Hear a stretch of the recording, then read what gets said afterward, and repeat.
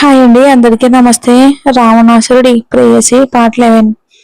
జాగ్రత్త రావణ్, కింద పడిపోతావు అని అతన్ని పట్టుకుని నిలబెట్టేందుకు ప్రయత్నించింది మీనా. ఏయ్, నన్ను ముట్టుకోకు, దూరంగా పో అని రావణ్ ఆమెను దూరంగా తోసేశాడు. ఇదంతా రావణ్ ఇంటి గుమ్మం దగ్గరే జరుగుతుంది. వారి మాటల శబ్దం విని వాసుదేవన్ అదవి బయటికి వచ్చి చూడగా రావణ్ పరిస్థితిని చూసి ఇద్దరు కాస్త ఆశ్చర్యపోయారు. వారు ఒకరినొకరు చూసుకున్నారు. వారిని చూసిన మీనా, నానా అమ్మ, మీరెందుకు బయటకు వచ్చారు? లోపల ఉండాల్సింది కదా అని అడిగింది. ఆమె మాటలు విన్న రావణ్ తలెత్తి వాసుదేవన్ అది వీళ్ళని చూశాడు. వారిని చూడగానే అతని పళ్ళు కోపంతో బిగుసుకున్నాయి. అతని ప్రవర్తన చూసి మీనా కాస్త భయపడింది. వెంటనే రావణ్ దగ్గరికి వెళ్ళి, రావణ్ ప్లీజ్, ఏదైనా ఉంటే లోపలికి వెళ్ళి మాట్లాడుకుందాం. దయచేసి ఏది కూడా తప్పుగా మాట్లాడొద్దు అని అతని చెవికి దగ్గరగా బతుమాలుతున్న గొంతుతో చెప్పింది. అయినా రావణ్ ఆమె మాటలను పట్టించుకోకుండా వేగంగా ఇంట్లోకి అడుగుపెట్టాడు. వాసుదేవుని దాటి వెళ్తున్న సమయంలో రావణ్ అతని వైపుకు విసిరిన చూపు వాసుదేవానికి ఒక్కసారిగా కుదిపేసింది. ఆ చూపులో కుటుంబం మొత్తం కలిపి నాకు ద్రోహం చేశారుగా నా బాధ, కోపం స్పష్టంగా కనిపించాయి. రావణ్ రావణ్ లోపలికి వెళ్ళిపోయిన తర్వాత మీనా వాసుదేవన్ అది వీళ్ళను కూడా లోపలికి తీసుకెళ్ళింది. రావణ్ వాళ్ళవన్నీ పట్టించుకోకుండా పైకి వెళ్ళబోతూ ఉండగా, అల్లుడు ఒక నిమిషం అని వాసుదేవన్ అతన్ని ఆపాడు. రావణ్ మాత్రం వారి వైపుకు తిరగకుండా అలాగే అక్కడే ఆగిపోయిన రావణ్ దగ్గరకు వాసుదేవన్ వెళ్తాడు. తన భార్య అదివిని కూడా తన దగ్గరకు పిలుచుకుని, మీ ఇద్దరిని ఇంటికి పిలుద్దామని వచ్చాం. మీరు మీన ఇద్దరు రేపు తప్పకుండా ఇంటికి రావాలి అని ఆహ్వానించాడు. ఆ మాటలు వినగానే రావణ్ ఒక్కసారిగా తన వైపుకు తిరిగాడు. నేను తప్పకుండా రావాల్సిందేనని నాకు ఆర్డర్ వేస్తున్నావా, అంతేనా అని వాసుదేవన్ వెటకారంగా చూస్తూ అడిగాడు. రావణ్ మాటలకు వాసుదేవన్ అదివి ఇద్దరు ఒక్కసారిగా అవాక్కయ్యారు. అయితే మీన మాత్రం రావణ్ణి తీక్షణంగా చూస్తూ ముఖంలో ఎలాంటి భావాలు కనిపించనివ్వకుండా నిశ్శబ్దంగా నిలబడింది మన మీన. ఇక రావణ్ వాసుదేవన్ వైపుకు కోపంగా చూస్తూ అన్నాడు. ఇక అది విన్న వాసుదేవన్ అదివి ఇద్దరు కంగారు పడిపోయారు. అయ్యో అల్లుడు గారు, మేము ఆ ఉద్దేశంతో చెప్పలేదు. మీరు కార్యక్రమానికి పిలవటం చాలా ముఖ్యమైన ఆచారం పెళ్ళైన తర్వాత. అందుకే మీరు ఇంటికి రావాలని మేమే స్వయంగా వచ్చి ఇన్వైట్ చేస్తున్నాం అని వాసుదేవన్ చెప్పాడు. అదేంటి, లేకపోతే మీరు నన్ను స్వయంగా వచ్చి పిలవరా అని రావణ్ వెటకారంగా అడిగాడు. అతను అలా మాట్లాడడంతో ఏం సమాధానం చెప్పాలో తెలియక వాసుదేవన్ అదివి ఇద్దరూ తడబడిపోయారు. మీనా మాత్రం రావణ్ వైపుకు చూస్తూ నిశ్శబ్దంగా నిలబడి ఉంది. అల్లుడు గారు, మీరు పాత విషయాలని మనసులో పెట్టుకుని ఇలా మాట్లాడుతున్నారని నాకు బాగా తెలుసు. జరిగిన తప్పుకు మేము మీ దగ్గర క్షమాపణ అడుగుతున్నాం. దయచేసి మమ్మల్ని క్షమించండి. ఒక అమ్మాయి మా చేతుల నుంచి దూరం అయిపోయింది. మిగిలిన ఒక్క అమ్మాయికైనా మేము మంచి చెయ్యాలని అనుకుంటున్నాం. దయచేసి దీన్ని కాదనొద్దు అని అదివి వేడుకునే గొంతుతో అతన్ని అడిగింది. ఆమె మాటలు విన్న రావణ్ మనసు కొద్దిగా మెత్తపడింది. రావణ్ మీనా వైపుకు తిరిగి చూశాడు. ఆమె మాత్రం చేతులను గుండెలో కడ్డుగా కట్టుకుని కనురెప్ప కూడా వాల్చకుండా అతన్నే చూస్తూ నిలబడింది. రావణ్ ఆమెను ఒకసారి కోపంగా చూసి మళ్ళీ వాసుదేవన్ అదివి వైపుకు తిరిగాడు. మీకోసం వస్తాను అని అదివిని చూస్తూ చెప్పాడు. ఆ మాట వినగానే అదివి ముఖంలో ఆనందం కనిపించింది. సరే అల్లుడు గారు, మరి రేపు మీరిద్దరు ఎన్ని గంటలకు వస్తారో చెప్తే దానికి తగ్గట్టుగా నేను అన్ని ఏర్పాట్లు చేసుకుంటాను అని వాసుదేవన్ అడిగాడు. ఇవన్నీ మీరు రిషితో మాట్లాడుకోండి, నాకు టైం లేదు అని చెప్పిన రావణ్ వేగంగా మళ్ళీ పైకి వెళ్ళిపోయాడు. అతను వెళ్ళిపోయిన తర్వాతే అదివే వాసుదేవన్ ఇద్దరు ఊపిరి పీల్చుకున్నట్టుగా అనిపించింది. వాసుదేవన్ మీనా వైపుకు తిరిగి, మీరిద్దరూ ఎన్ని గంటలకు బయలుదేరి వస్తారు అని అడిగాడు. ఉదయం 10 గంటలకు వస్తాం నాన్న, మీరు ఇప్పుడు బయలుదేరండి. ఆల్రెడీ చాలా లేట్ అయిపోయింది. లేదంటే రాత్రి ఇక్కడే స్టే చేస్తారా అని మీనా వాళ్ళని అడిగింది. లేదు తల్లి, ఇక్కడే ఉండటం అంటూ వాసుదేవన్ ఏదో చెప్పబోతూ ఉండగా, సరిగ్గా కుదరదు, మేము బయలుదేరతాం, ఏ ప్రాబ్లం లేదు. మీరు ఉదయం నెమ్మదిగా బయలుదేరి రెడీ అయ్యి రండి. అల్లుడికి ఏం తినడం ఇష్టమో అడిగి నాకు ఒక మెసేజ్ పెట్టమ్మా, నేను మీ అమ్మతో చెప్తాను అని వాసుదేవన్ చెప్పాడు. మీరు నాన్ వెజ్ ఐటమ్స్ చేసి పెట్టండి నాన్న, ఆయన ఏదైనా తింటారు, ఏ ప్రాబ్లం లేదు అని మీనా చెప్పింది. ఆమె చెప్పిన మాటలు విన్న వాసుదేవన్కి తన కూతుర్ని చూసి ఆశ్చర్యంగా అనిపించింది. రావణ్ గురించి అప్పుడే ఇంతగా తెలుసుకుందా అని అనుకున్నాడు. అదవికి కూడా ఆశ్చర్యం కలగడంతో ఆమె మీనా వైపుకు చూసింది. ఏంటి, మీ ఇద్దరు నన్ను కనిరెప్ప కూడా వేయకుండా చూస్తున్నారు? నేను ఇవాళ అంత అందంగా ఉన్నానా? అని తన చుట్టూ తానే ఒకసారి తిరిగి చూపిస్తూ మీనా అడిగింది. ఆమె చేష్టల కదివి మెల్లగా నవ్వింది. "ఉమ్, చాలు చాలు, ఇంకా చిన్నపిల్లలాగానే చేస్తూనే ఉండు. నీకేం, నా కూతురు రాక్షసిలా ఉంది" అంటూ అదివి ఆమె తలపై చిన్నగా తట్టి చెంపను ఆప్యాయంగా నిమిరింది ప్రేమతో. దానికి సిగ్గుపడుతున్నట్టు నటించిన మీనా, చాలు చాలమ్మా, నాకు సిగ్గుగా ఉంది అంటూ గోలు కొరుక్కుంటూ చెప్పింది. మీనా అలా చేయటంతో వాసుదేవన్ తన కూతురి చేష్టలను చూసి పగలబడి నవ్వాడు. కింద జరుగుతున్న విషయాలన్నింటినీ రావణ్ వింటూనే ఉన్నాడు. కాని వాటిని అతను పెద్దగా పట్టించుకోలేదు. నేరుగా వాష్రూంలోకి వెళ్లి ఫ్రెష్ అయ్యి బయటికి వచ్చి మంచంపై పడుకున్నాడు. ఇక్కడ తన తల్లి తండ్రులను సాగనంపిన మీనా చేతిలో భోజనం ఉన్న ప్లేట్ పట్టుకుని గదిలోకి వచ్చింది. మంచంపై పడుకొని ఉన్న రావణ్ను లేపడానికి ప్రయత్నించింది.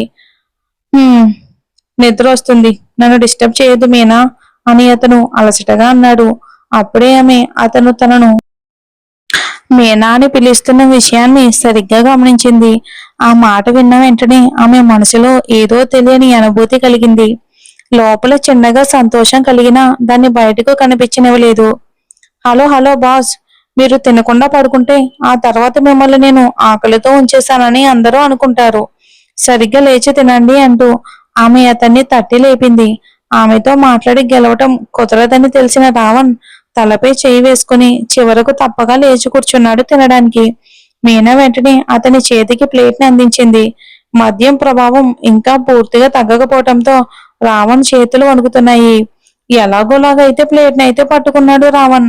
భోజనం చేయడానికి ప్రయత్నించాడు. కానీ అతని చేతులు ఇంకా వణుకుతూనే ఉన్నాయి. అతని చేతులు సహకరించడం లేదు. చాలాసేపు ఒక్క ముద్ద భోజనం తినడానికి కూడా అతను ఇబ్బంది పడుతూ ఉండడం చూసిన మీనా ఇక తల ఊపుతూ ఒక నిట్టూర్పు విడిచింది. చివరికి అతని చేతిలోని ప్లేట్ ని తీసుకుంది. ఆ తర్వాత అతనికి స్వయంగా భోజనం తినిపించడం ప్రారంభించింది. ఆమె ఎలా చేస్తుందని ఊహించని రావణ్ ఆశ్చర్యంగా కళ్ళని పెద్దవి చేసి ఆమె వైపుకు చూశాడు. "ఏంటి లుక్, సరిగ్గా తినండి" అంటూ మీనా అతన్ని అరిచింది. అతనేం మాట్లాడకుండా నోరు తెరిచి ఆమె అందించిన ఆహారాన్ని తింటున్నాడు.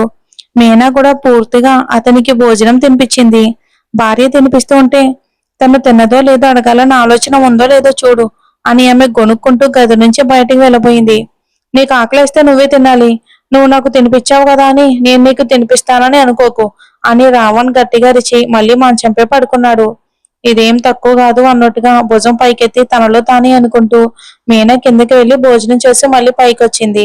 అప్పటికే రావణ్ ప్రశాంతమైన నిద్రలో ఉన్నాడు. ఎందుకో ఈ రోజు తన కోసం ఒకరున్నారనే భావన అతని మనసు లోతుల్లో మొదటిసారిగా కలిగిందేమో. అందుకే అతనికి ఎంత ప్రశాంతమైన నిద్ర పట్టింది. మళ్ళీ గదిలోకి వచ్చిన మీనా గాఢమైన నిద్రలో ఉన్న అతని దగ్గరికి వెళ్లి కొంతసేపు అతని ముఖాన్ని చూస్తూ నిలబడింది. ఆ తర్వాత గాలికి అటు ఇటు కదులుతున్న అతని జుట్టును మెల్లగా సవరించింది. అనంతరం అవతల వైపుకు వెళ్లి మంచంపై పడుకుని అతనిపై దుప్పటి కప్పి తనకు దుప్పటి కప్పుకుని పడుకుంది. రావణ్కు రాత్రి వేళ ఇక వేసుకునే అలవాటు కూడా లేకపోవటంతో అలాగే పడుకుని నిద్రపోయాడు. అతని ఆ స్థితిలో చూసిన మీనా మొదట కొంచెం సిగ్గుపడింది. కానీ అతను తన భర్తే కదా అన్న ఆలోచన ఆమె మనసులో మెదలడంతో అతని ముఖాన్ని చూస్తూ నెమ్మదిగా ప్రశాంతమైన నిద్రలోకి జారుకుంది మీనా. "నిన్ను చూస్తేనే నాకు కోపం వస్తుంది హర్షి. ఇంకా ఎన్ని రోజులు ఈ గదిలోనే బంధించుకుని ఉండబోతున్నావు? నేను కూడా ఈ గది నుంచి బయటికి రాని అరుస్తూ అరుస్తూ నా గొంతు ఎండిపోవటం తప్ప ఇంకేం మిగల్లేదు. జరిగిందంతా మర్చిపోయి కొంచెం కొంచెంగా దాని నుంచి బయటికి రా. మనం అన్నింటినీ సరి చేసుకోవచ్చు హర్షి" అంటూ గదిలోనే ఉండిపోయిన హర్షికని చూస్తూ రోస్లిన్ గట్టిగా అరిచింది. "హర్షి, దయచేసి నువ్వు ముందుకు రా. మనం ఎక్కడికైనా బయటకు వెళ్ళి వద్దాం" అని మార్షల్ కూడా చెప్పాడు. అదే రోసీ వాళ్ళ హస్బెండ్. "లేదన్నా, నేను ఎక్కడికి రాను" అంటూ హర్షిక చెప్పడం ప్రారంభించింది. "రాను, నాకు బయటికి రావాలని అస్సలు అనిపించడం లేదు" అంటూ దిండిలో ముఖం దాచుకుని చెప్పింది హర్షిక. ఇక ఆమెను ఇలాగే వదిలేస్తే పరిస్థితి మారదని అనుకున్న రోసిన్ ఆమెను పట్టుకుని బలవంతంగా లేపి బాత్రూంలోకి తోసింది. "సరిగ్గా ఫ్రెష్ అయ్యి బయటికి రా, లేదంటే నేనేం చేస్తానో నాకే తెలియదు" అంటూ గట్టిగా ఆదేశించింది. ఆ తర్వాత ఆమెకు వేసుకోవాల్సిన డ్రెస్ తీసి మంచంపై పెట్టి మార్షల్ని తీసుకుని బయటికి వెళ్ళిపోయింది. ఇక చేసేదేమీ లేక హర్షిక కూడా రెడీ అయి బయటకు వచ్చింది. కళ్ళ చుట్టూ నల్లటి వలయాలు ఏర్పడి బాగా బరువు తగ్గిపోయి ముఖంలో కళ పూర్తిగా తగ్గిపోయిన తన ఫ్రెండ్ ని చూసిన రోసిన్ కళ్ళల్లో నీళ్లు తిరిగాయి. కానీ కష్టపడి తన కన్నీళ్లను బయటికి రానివ్వకుండా ఆపుకుంది. ముందుగా చర్చికి వెళ్దాం, ఆ తర్వాత ఎక్కడికైనా బయటికి వెళ్ళి సాయంత్రం తిరిగి వచ్చేటప్పుడు డిన్నర్ కూడా చేసి ఇంటికి వచ్చేద్దామని రోజుని చెప్పింది. హర్షిక ఎలాంటి సమాధానం ఇవ్వకుండా సరేనన్నట్టుగా తలూపింది. ఆమె చెప్పినట్టుగానే ముందుగా చర్చికి వెళ్లారు. అక్కడ దేవుణ్ణి ప్రార్థించిన తర్వాత అక్కడ నుంచి ఒక షాపింగ్ మాల్ కి వెళ్లారు. హర్షికకు అవసరమైన వస్తువులు కొనడానికి రోస్లిన్ ప్రయత్నిస్తూ ఉండగా హర్షిక మాత్రం వాటిలో దేనిపైన శ్రద్ధ పెట్టకుండా ఏదో కోల్పోయినట్టు ఉండిపోయింది. రోస్లిన్ ఆమెను తనతో పాటు లాక్కెళ్ళినట్టుగా షాపింగ్ మాల్ మొత్తం తిప్పింది. వాళ్ళిద్దరి చేష్టలను చూసి మార్షల్లకు నవ్వొచ్చింది. ఆ తర్వాత ఒక సినిమా థియేటర్ కి వెళ్లి మంచి సినిమా చూసి రాత్రి ఇంటికి తిరిగి వచ్చే సమయంలో డిన్నర్ కూడా ముగించుకుని ఇంట్లోకి అడుగుపెట్టారు. అప్పటికే హర్షిక బాగా అలసిపోయింది. ఆమెను గదిలోకి తీసుకెళ్లి మంచంపై పడుకోబెట్టిన రోస్లిన్ ఆమె పక్కనే కూర్చుని మెల్లగా చెప్పింది, కొంచెం కొంచెంగా అన్ని మర్చిపో, కొత్తగా ఒక జీవితాన్ని ఏర్పరచుకునే మార్గం చూసుకో హర్షి. రావణ్ అన్నయ్య గురించి ఆలోచించొద్దు. ఎప్పటికైనా జీవితం నీకు దక్కదు, ఆ జీవితం నీకు దక్కదు. దాని గురించి ఆలోచిస్తూ నీ ఆరోగ్యాన్ని నువ్వే పాడు చేసుకోకు. హర్షిక మాత్రం ఒక మాట కూడా మాట్లాడకుండా మంచంపై పడుకుని ముఖాన్ని దిండులో దాచుకుంది. ఇక మరోవైపు రుద్రాజ్ తన గదిలో కోపంగా గొనుక్కుంటూ ఉన్నాడు.